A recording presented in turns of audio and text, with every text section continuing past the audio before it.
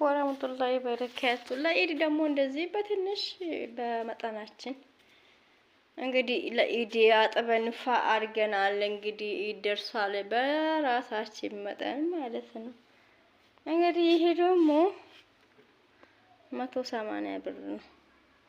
ዱባይም አለሃ እሬት ቅባት ነው ለስስ የሚያደርግ በዚህ አጋጣሚ ማለት ነው። እና እንደዛ ለኢድ አጠጥጥጥጥ ባርኪ በቃ በቃ ያለችው ማጣብ ነው አይደል እንዴ? እና ያለችው አጠጥጥጥጥ ባርገን ጽደት አድርገናል።